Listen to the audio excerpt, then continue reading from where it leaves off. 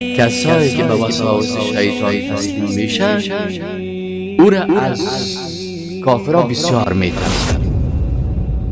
فکرت باشه که کافرها اقا پلان داره، اقا پروژه داره، اقا امکانات داره، اقدر معلومات داره، اقدر فلانی و اقدر فلانی. إلهي لا تعذبني فإني انما ذلكم الشیطان یخوف اولیاءه، یا دوستای خدا میترسانه و یا هم مسلمانا را از کافرا میترسانه.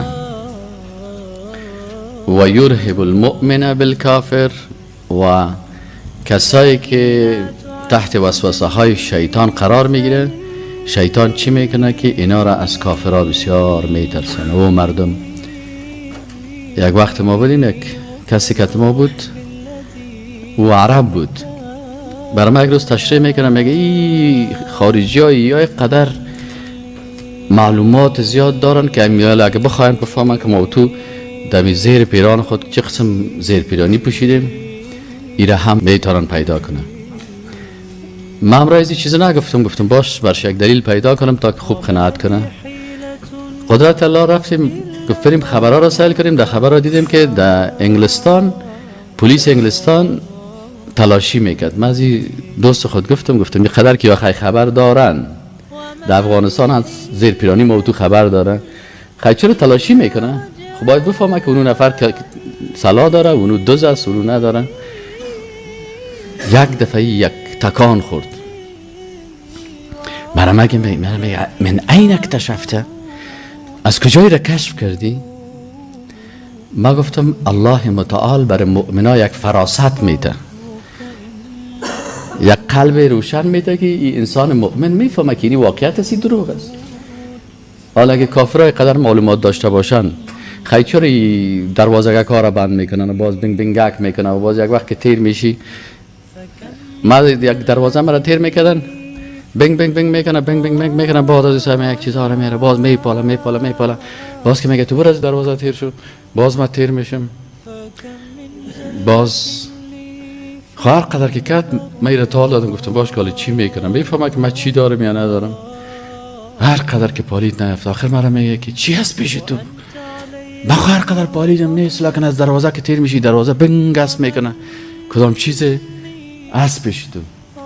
آخر گفتم لالا جان اگه چشمایت کار میکرد، من دندانم ساختگی است، این دندان ساختگی هم دومینجا چی میکنه؟ بنگ بنگک میکنه.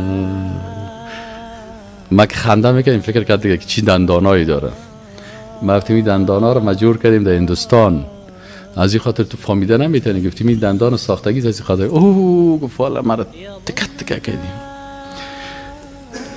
پس شیطان، کسایی که به وسواس شیطان تسلیم میشه او را از کافرها بسیار میترسانه. فکرت باشه که کافرها اقا پلان داره، اقا پروژه داره، اقا امکانات داره، اقدر معلومات داره، اقدر فلانی و اقدر فلانی. وقتی ما که پروفیسورای شیشتیم دیدیم که در 15 دقیقه خو کرد. در 15 دقیقه همون پروفیسور کلانش اما دین خدا نمیفهمید، اما عقیده خدا نمیفهمید، اما روش خدا نمیفهمید، اما سیاست خدا نمیفهمید. پس الله متعال میگه فلا تخافوهم، قلبت اتو قلب جور کو که از دشمنای الله نترسی. تقدیرت تغییر کرده میتونن نه، عجلت تغییر داده میتونن نه، یقینت تغییر داده میتونن نه. اگه خودت تسلیم شدی و خلاص گپ از دیگه. اگه نه شیطان هیچ چیز کرده نمیتونه. اما شیطان جنیام کسی یک روز یک کسی شیطان داشت آمد تو خشت در جان ما گرفت، مرا گفت میزنم که تو خشت قرآن نخوان. من گفتم که بزن، من قرآن میخوانم تو بگی بزن. این کمی هر قدر خیزک میزد قل اعوذ برب الفلق من شر ما خلق، گفت نخوان، من گفتم میخوانم قل اعوذ برب الفلق من شر ما خلق. هر قدر خشت را بالا برد من گفتم برو خلاص بکش مرا تو چیز کن. آخر خودش آمد چیش و عمو جن ما چم راست گفت یا دروغ گفت والله اعلم، کلمه خواند و گفت لا اله الا الله محمد رسول الله. فلا تخافوهم، الله میگه نترسین از کافران. سرنوشت زندگی تو را، تقدیر تو را، اجل تو را، رزق تو را هیچ تغییر دادن نمیده. او خودش در غم جان خود است. از او کسی که تو میترسی میگه شاهان و فقیر بنده درگاه درم، آنان که غنی ترند محتاج ترند. ما و شما دیوال اولی ما از قلوخ است، یک لغت بزنی چپه میشه. یا میرن یک دانه دیوال هم چقدر $1500 چقدر است این دیوالکایی که یک دانه چیزی که بالا میکنه. و اگه نترسه چرا خدر دیوالای خدا کلان جور کرده؟ از ما و تو کده او زیادر میترسه. از ما و تو کده. یک قصه براتون بکنم. خوب میگه یک امریکایی رفته بود وردک، فهمید؟ اما تو دیگه کلشان این امریکایی هم میرن دیگه. در وردک، میدان وردک این باغای سیب زیاد است. این کدام درخت مجاهد پیدا شده، درخت مجاهد.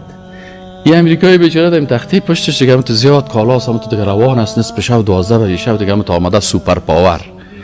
این سوپر پاور دیگه در اینجاش عکس شیر است، اینجا عکس پلنگ است، اینجا عکس مچم دیناسور است و چی است. این دیگه هم قسمی روان است. این صاحب از این پشت سر از این ماکم میگیره. این فکر میکرد که والا مرا گرفت. leave me please, leave me please. تا که leave me میگه یک وقت وضویشان مشکنه، غسلشان مشکنه، نفسش میبرایه. آخر میرن که در چی مرد؟ سیل میگه در شاخ درخت رسپانه که پشت سرش بند مانده. فلا تخافوهم، الله میگه از یا نترسین.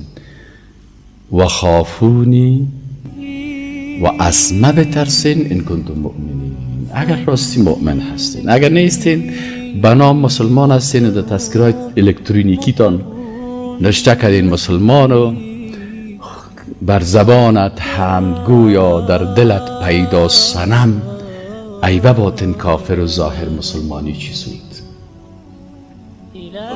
خوف از الله و عدم خوف از دشمنای الله عبادت بزرگ قلبی هست. فلا تخافوهم و خافونی ان کنتم مؤمنین.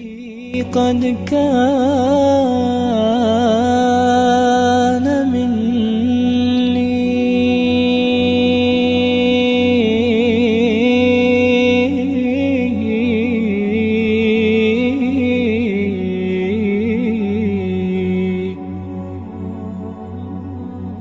وما لي حيلة إلا رجاء